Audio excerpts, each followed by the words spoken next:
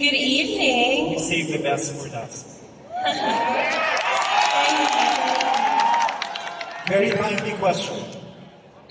How do you think can we unite as a people under one flag after a very divisive elections?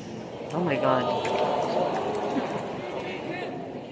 To be able to reunite as a people, we need to remember that we are working toward one common goal. And that common goal is to make our nation a better place, is to develop our nation, is to support our communities, and is to grow our culture and our heritage. No matter what our political beliefs are, no matter what our religion is, we should all remember to start with respect.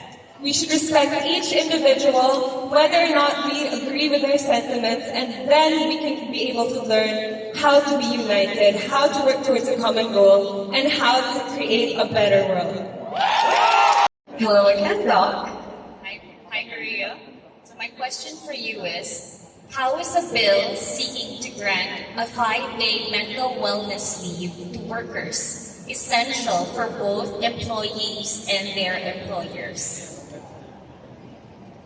A mental health illness is just the same as any illness. As you mentioned in our mental health talk a few days ago, I think it's very important that as ambassadors of goodwill, as beauty queens, and perhaps as the next Miss World Philippines, we have to help spread awareness for the fact that mental illness is just like any illness and should be treated with just as much urgency. So yes, it is completely valid for us to now accept the fact that one can have a mental health leave. In fact, places all over the world have made room for more open and honest conversations about what it means to be more human. Like in Spain, for example, we now have a leave for women who are on their periods. It is high time that we recognize that we are only human, and only then can we make a better world. Thank you. Thank you so much. She was in my interview. Hello, candidate 24. Hi, Miss Madeline. Good evening. How's your night? Kind of nervous, but I'm so grateful that I have all of my family and friends here who came all the way from the provinces. And actually, my mom isn't here to support me, so they really fill in the gap of my mother being in the States right now. Okay, that's good. Here is my question. Do you agree that we should tax the rich even more to help the country rebound from the pandemic? May you ask the question again, Ms. Dan? Do you agree that we should tax the rich even more to help the country rebound from the pandemic? Definitely, I think, am I right, the rich? I think these are people who are on businesses, who have successful ones, and I think they should be taxed as high as they can to help the people who are in need, especially through the pandemic. I think it's really concerning for them, it should be concerning for them that they should contribute to the economy, to the people around them, instead of just focusing on their own businesses and their own pleasure and interest. And so with that, I think that they should be taxed higher so that they could help their fellow citizens. Thank you. Good evening, Cassandra. Good evening, Ms. Angelina. My question for you is, should the people within the LGBTQ plus community have the need to come out of the closet? Why or why not? With someone who has many friends in the LGBTQI plus community, I know their struggles because I've heard their stories. I respect that when they want to come out, it is their choice. I believe that as a straight cis woman, I should respect them and give them love and kindness. That is what the LGBTQI plus community needs, especially in this age. I want to empower them and embrace them with my love, and that's why I'm an exceptionally empowered Filipina. Thank you.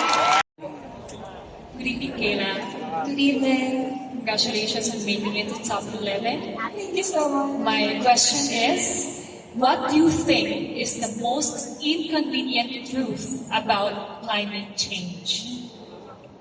I believe the most inconvenient truth about climate change is that we continue to neglect it.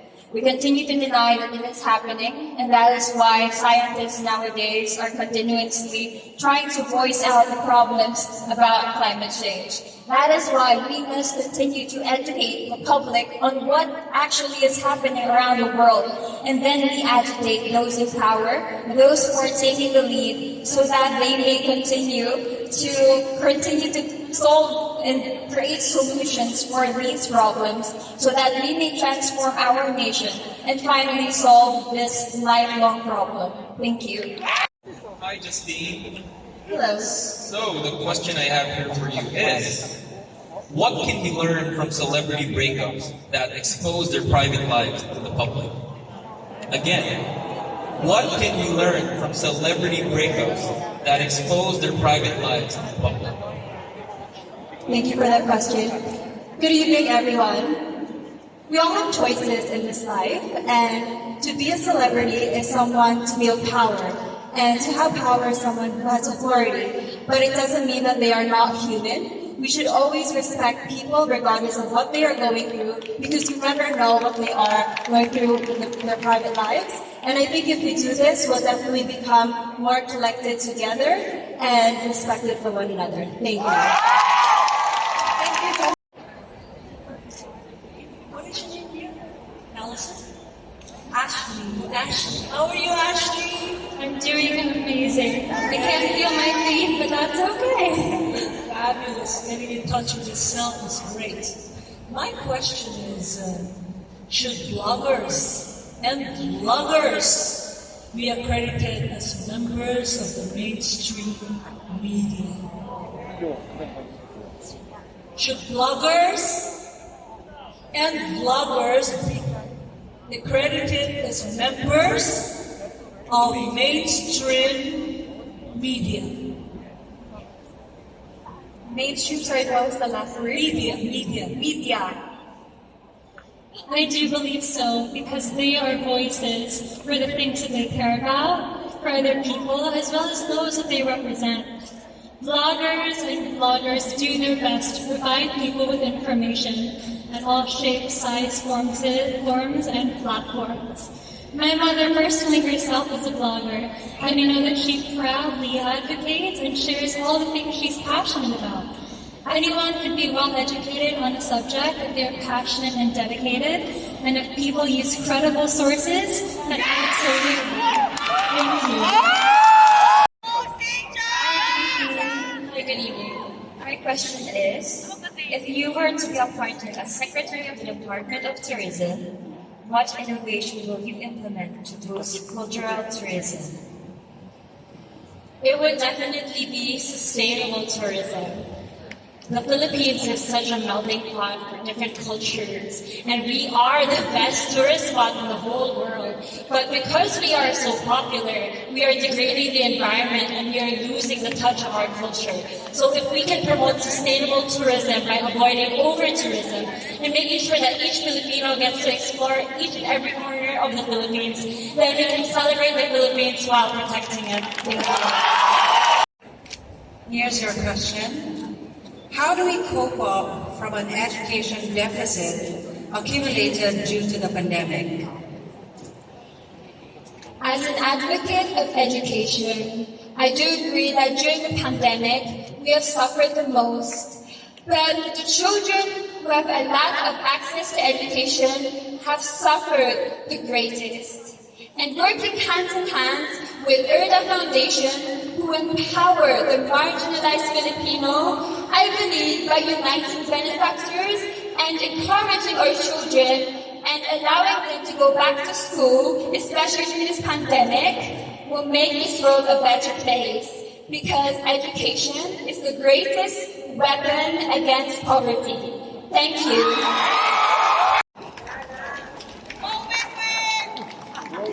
Hi, Erica.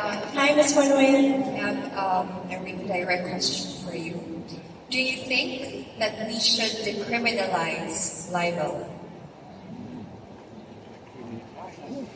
Yes, I definitely think that we should decriminalize libel, because especially in our day and age, we really don't know if that person is actually saying something true or not. And I think that, we should start embracing press freedom, of course, and that, of course, includes libel, because a threat to our press is, of course, a threat to our democracy. And how can we move forward if we do not embrace this? So yes, definitely, I think everybody should have the right and the freedom, rather, to say whatever they want, but I think that it should be with responsibility, and that I think we should decriminalize libel. Thank you. Candidate number 21, I'm sorry. Okay, so my question for you is, how would you console the Filipino commuting public, especially those in Metro Manila, that there's a silver lining to our traffic problems? Could you repeat, please? So how would you console the Filipino commuting public, especially those in Metro Manila, that there's a silver lining to our traffic problems? I cannot hear the question. I'm so sorry. It's okay, it's okay. There's a lot of echo. How would you console the Filipino commuting public, especially those in Metro Manila, that there's a silver lining to our traffic problems? Traffic problems. Now I got it. So I think we should address our traffic problems by using more sustainable transportation. I think it's about time that Filipinos are aware of how the climate change is really present right now. COVID-19 really happened because of climate change, and we should start working all together to embrace our home, because it's if we do little things by using public transportation, by using alternative energy, we are making a better place for our future. Thank you so much.